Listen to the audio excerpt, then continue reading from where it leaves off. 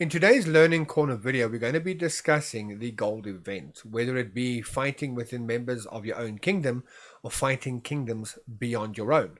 How does it work? Should you be participating? What should you be doing? That's what we're going to discuss today. Let's go and have a look.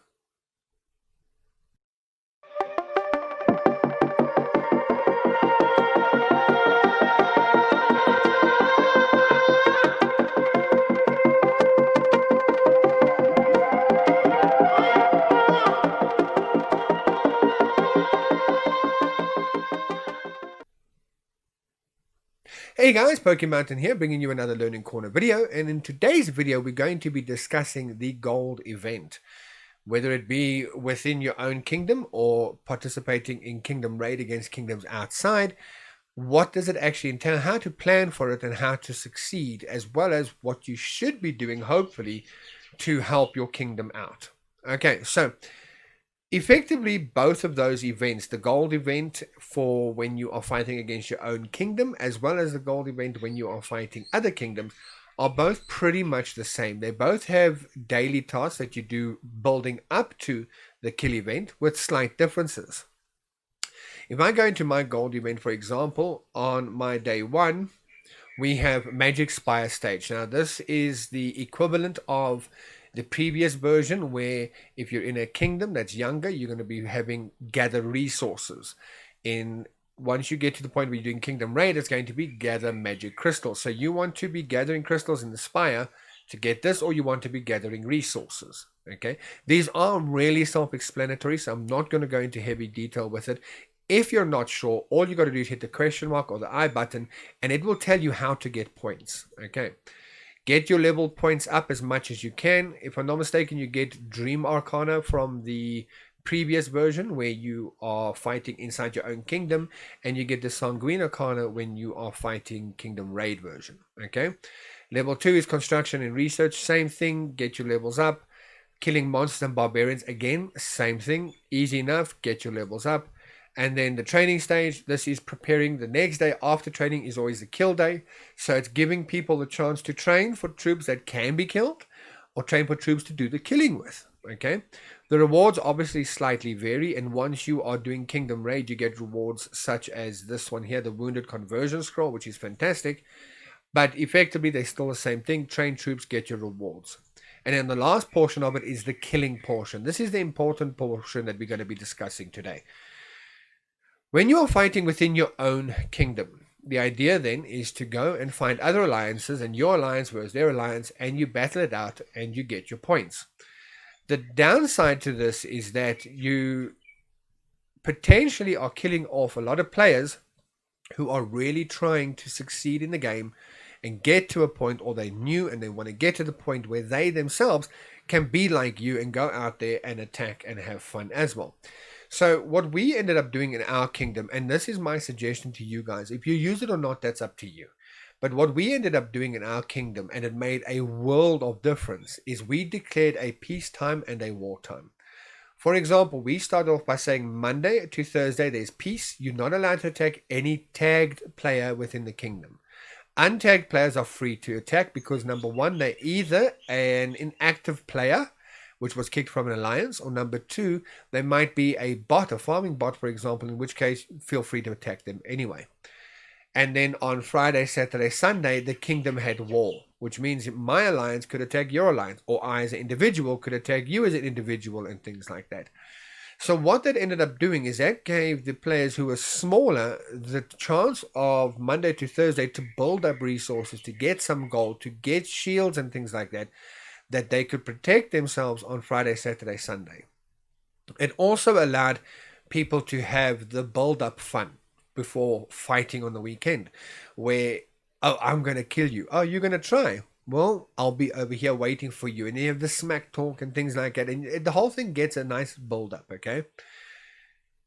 The other thing is that we got to the point where we were trying to get people to fight roughly their own level. You don't want a 42 going out there and killing off all the 16s, 20s and things like that, because they're going to quit the game and not come back. And that is going to harm your own kingdom. That is going to harm your own alliances, and it's going to harm your own kingdom, because you're going to get to the point where your kingdom is half full of empty castles, which means when it comes time for gold events and that sort of thing, you're not going to kill troops because those castles are empty. You're not going to be able to raid them and get resources because those castles are empty. So bear in mind that whilst you want to go out there and kill, it might be worthwhile to concentrate on getting your 3 levels of killing and stopping. That way people still have the chance to grow and to heal and to recover. And if you're doing peace Monday to Thursday, it's going to give them a set time where they can, at their own leisure, be able to play the game and grow as much as they can. And maybe on the weekend, they'll be ready now to also participate and fight and things like that. So it's going to help out the smaller guys a lot if you do have a set time for peace and a set time for war. If this is something you're interested in, I recommend contacting your R4, your R5, and asking them to watch this video and understand the explanation, and maybe they can present it to the kingdom leaders and the kingdom can come to an agreement. It helped us out a lot. We had a lot of people before that who were quitting the game. They came in, they worked for a couple of weeks or for a month, and they kept getting hit and they ended up quitting.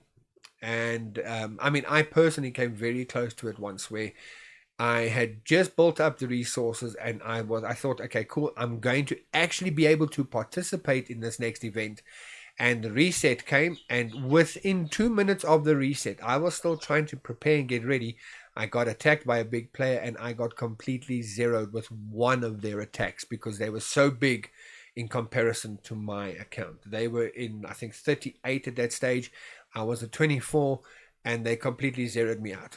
I had nothing left. My resources were basically gone. My troops were gone and everything. And it was very difficult for me to say, okay, let me knuckle down and let me recover from this. And now, look, I'm a Stronghold 30. I've got really good stats and I can actually participate in these events. Sure, I'm not the greatest and I can't take on level 40s and things like that. But I can take on up to level 35, for example, and still be generally okay because of my crit marches, because of my crit being high, because of my heroes that I've managed to concentrate on, because I have my stats where they are and things like that. I can actually participate and do okay. Right. So you might want to consider that in going forward. Once you're at the kingdom raid portion of it, it's a very different story. Now you're going to be fighting against kingdoms that's not your own. So you can go out there and you can get kills and you don't have to stress too much for 2 reasons. Number one, you're not affecting your own kingdom so badly. And number two, what dies in kingdom raid doesn't necessarily really die. Only 10% of the troops that get killed during Kingdom Raid are actually outright killed. The other 90% at the end of the event come back to you. So if you've got 1 million troops, for example, and somebody comes and wipes you out, when the event's over, you're going to get 900,000 troops back and you've only lost 100,000. That's a very big difference, and it means that players can easily recover from it. Okay, so you can go out there now to other kingdoms and you can attack them and you can get your kills up and they can attack you guys and they can get their kills up and they can have fun. You can have fun and everybody has an absolutely awesome time. If KOA developers changed it that the same process happened when you were fighting within your own kingdom and only 10% of your troops died, it would make this a lot better for everybody, because that means the smaller guys can still heal and the big guys can go nuts and they can kill everybody, because the smaller guys are just going to come back from it at the end of it with a very small loss and they don't have to spend millions of resources in healing and they can carry on growing. But that's up to the KOA developers to decide.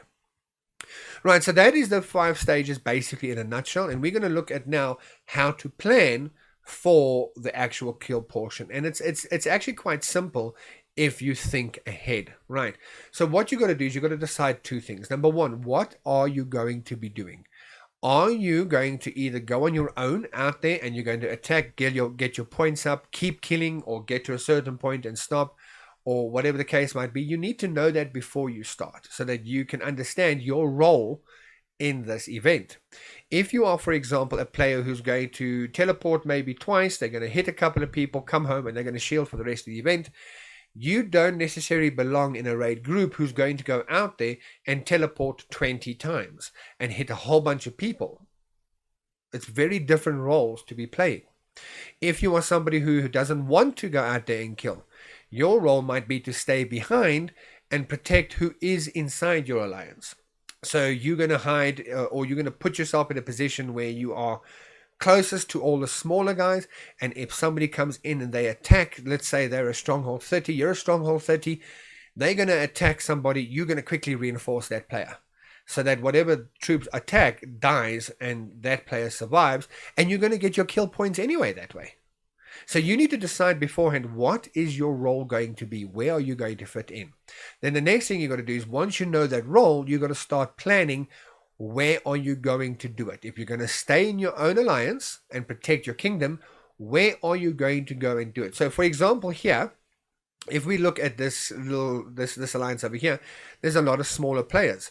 Then if you look at this alliance here, there's a lot of bigger players, for example. So if we were in this alliance here, this spot right here might be a good one, because I can reinforce pretty much anybody around me relatively quickly. So if I'm standing over here and a big player comes along, I have a good chance of helping them. So you need to know, where are you going? If you are going to actually go and kill people, whether it be in your own kingdom or outside in another kingdom, you need to start planning that as well. If you are an individual, you need to go and you need to look at your territory map, for example, and judge according to your stronghold level, where would it be best for you to be attacking. If you are a stronghold 24, for example, you are not going to want to teleport and attack an alliance that is right next to Avalon. Odds are those alliances are going to be full of really big and really strong players. And doing that is just going to give you a bloodbath, and you're going to lose more than you're going to get out of it. So you're not necessarily going to come here. If you are a stronghold 30 upwards, yeah, sure, you're going to come here and you're going to attack people of roughly the same value as yourself, so that you can get a good challenge out of it. You don't want it to be too easy, obviously, but you also don't want to go into an alliance where you're stronghold 30 and they're full of 35s or upwards, and you just die in the next 5 minutes of the event and you lose out on the whole event. So you're going to plan, where am I going to go? I'm a stronghold 24, for example. I'm going to start looking at the outside alliances and see who in an outside alliance could I potentially attack. Right. So here's a nice small alliance. Let's go and have a look over here and see what's inside this area. So this is an RVI alliance. Okay, so here I've got a couple of small guys. So I'm going to come out here and I'm going to say, right, this is a good point for me to teleport to. Or if you are in your own kingdom, I can teleport here, for example, and I can attack all these small guys. I'm a 24 and I can get some kills and I can do pretty well. Now what you're going to do is, you've got your point where you're going to go and teleport to. You're going to hit the little star and you're going to bookmark this particular spot, and you're going to choose. Go to bookmark. You're going to choose what type of mark it is. Choose first and then rename, because if you rename and choose, it will just take away your rename. Choose what you want to mark it. So say, for example, mark it as an enemy. Come along here and you're going to rename this, and you're going to say, we're going to call this kill event, and I'm going to say mark.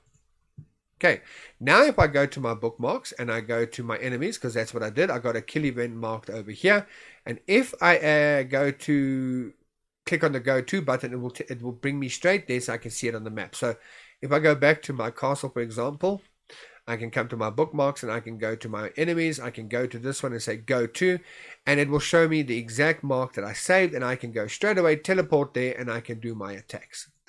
You're going to do that for as many times as you want to plan your number of teleports. If you're going to teleport 5 times, do that 5 times, so that you are pre-prepared. Pre-prepared is what's going to save you during this event. The reason I say that is, you don't want to teleport here manually without saving it beforehand. You don't want to teleport here, be looking over here and attacking, and somebody teleports right behind you who's bigger than you, teleports right over here and zeroes you out. You want to be able to teleport, mark off your attacks, come back here, and know that your next jump is already pre-planned, that if somebody comes in and lands here and they attack you, they're not necessarily going to wipe you out. You can very quickly go to, wrong button, you can very quickly go there, jump there, and you're at your next one already.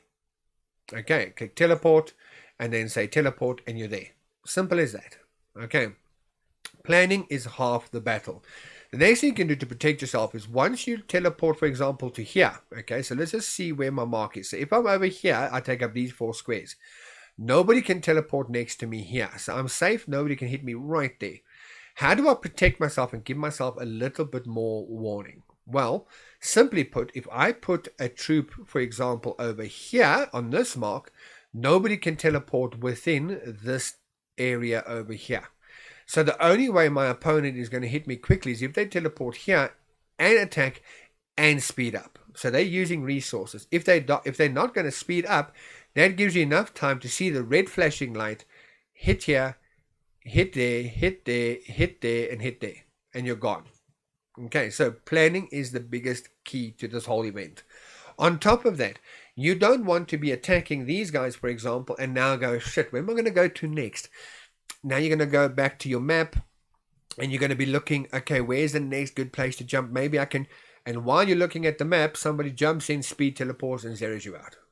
You've just lost the entire event, and odds are you won't be participating anymore. So by pre-planning it, you can go, right, I'm attacking these guys, and I'm prepared to jump after hitting, for example, 5 different castles. So I'm going to send out 5 marches, or I'm going to send out 3 marches, whatever the case might be, and I'm going to be watching my back. And if I've got enough teleports and somebody comes and lands here because I've got a set of troops over here protecting me, they land here and they set a march, I can immediately just quickly slide across, teleport to here, then I can go to my bookmarks and I can leave again if I wanted to. Okay, so planning is the biggest thing you can do in this event. Now, if you are planning on doing this as a united front, meaning if you're in your own kingdom, 2 or 3 people are going to jump together and attack bigger alliances potentially and protect each other, plan it ahead of time. One of you is the leader. Do it on Discord, do it online, do it on WhatsApp, whatever program you guys want to utilize, because unfortunately, the chat facilities here is not very easy, not very good. You can't share pictures and things like that. If you're doing it on one of those other mediums, you can, and you can take images of where you're going to land so that everybody can see, right, so this is where we're going, this is what we're doing. We're doing 5 attacks each on castles, and we're jumping to the next one, for example. And you can plan ahead of time how many jumps you're going to do. All of you can do the maximum amount of attacks and get the maximum kills you want, get out of there, and you're good to go. Same thing with your raiding against other kingdoms. Decide how many people are going to go in your party. Are you going to go alone, or are you going to go in a group of 3 to 20, for example? Have one person, a leader. They set out the markers for where you guys are going to attack. Nobody argues with the leader, because that means that time wasted, somebody can be killed. You got to be aware that the leader has to be in charge, and you guys have to accept from them when it's time to jump and where you're going to jump to next. Okay, so for example, you might say, right, we're going to set 5 teleports positions, put them in a line. After the 5th one, everybody is on their own. They can jump to wherever they want. They can go home and shield. They can go somewhere else and they can attack. If they're a smaller player, they can go to the outlying areas and attack. It's up to them. But plan it beforehand so that you can maximize out on your kills, and at the same time, everybody who's part of your party is going to maximize out on kills, get as much enjoyment as they want and they can get out of the event, and people are able to participate. If you're doing it as a raid group, it helps a lot, because you might be, for example, a stronghold 40 and you're going against bigger kingdoms, for example, younger kingdoms with bigger players. And now you go, okay, I can only jump here, and I can only jump here because I'm a 40, but in this particular spot, there's 3 40s or 4 45s or whatever the case might be. Now you go as a group together, you can actually potentially go with 2 40s, 2 30s, 2 26s, 2 28s, and you guys can go almost anywhere. And or not necessarily almost anywhere, but you have a lot more options, and you go to a spot where you have some big players and some medium players and some small players, so that everybody in your party can all participate and be able to raid and get as much fun out of it. So let's have a look here quickly at 1 or 2 quick examples before we end the video. Here's my 3 kingdoms I'm going to be able to go against. It's 855, 842, and 819. So the youngest of them is 855, and the oldest is 819. Okay, all of these are technically older than ours, so it should be on par with us or stronger. So I'm going to go to the first one in the queue, and I'm going to just go have a look. So if I go there, and it'll ask me, do I want to enter the kingdom? I say yes. And odds are the strongest players are going to be around Avalon because of KVK. So let's just have a look and see who's here by Avalon. Okay, so here we got quite a few players. And these are all smaller end players, so that's fine. I could, for example, potentially set a marker to come and land here and attack these guys, and I'd be all right. Now we come and look here. Here, on the other hand, on my own, here's a 38, a 35, a 33, a 35, 35, 30, 30, 36.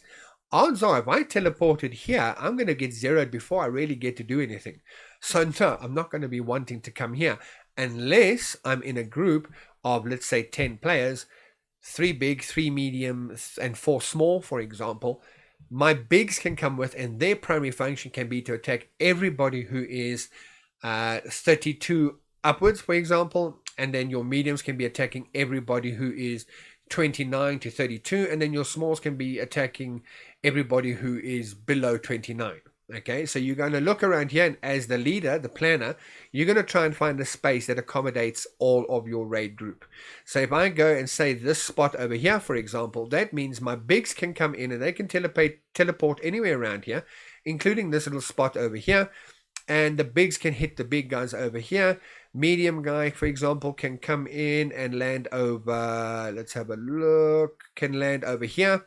And he can go and hit the 26, he can hit the 32, he can hit the 32 over here, the 33 over there, the 25, the 27, another 27.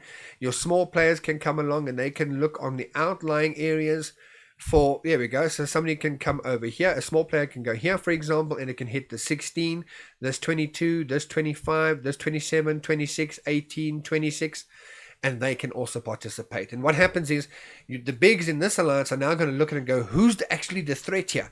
The big guy is probably going to hurt me back quite badly, so I'm going to maybe go for the middle guy. And he's going to have to go for the middle guy, which is slightly further away, and you can't speed up rallies and things like that. So he's going to have to attack you directly, and that gives you time to be able to teleport to another spot, or jump out of the range completely and be safe, or jump slightly and then have your big hit them back and that sort of thing. But you can work on it together as a group. If you're going as an individual, you want to plan your stronghold and your statistics. What can you handle? And you're going to make markers in the other kingdoms of where you think you can go to maximize out on getting your kills and at the same time survive. One thing, though, you have to always be aware of is your surroundings. If you teleport here, you have a very open area around you where they can attack you and wipe you out. If, for example, let's go back to this smaller group. So here's a smaller sort of alliance level. If I teleport, for example, here, only these guys can attack me from within their own borders. So anybody who is not in this alliance and wants to attack me has to come close, not in. They can't be right next to me. So where is the closest spot that they can go? Let's see, they got a really long way to go before they can hit me, so I'm a lot safer here inside one of these small areas, for example, than I would be if I was out over here. Bear in mind, if you are a stronghold 26, for example, and you're sitting over here, these guys over here, while they are slightly further away, are going to look at you as a 39 and a 36 and a 35, and they're going to attack you and they're going to speed you. Okay, so you got to be prepared for your surroundings. Know your surroundings. And the last thing to tell you guys is know when to quit.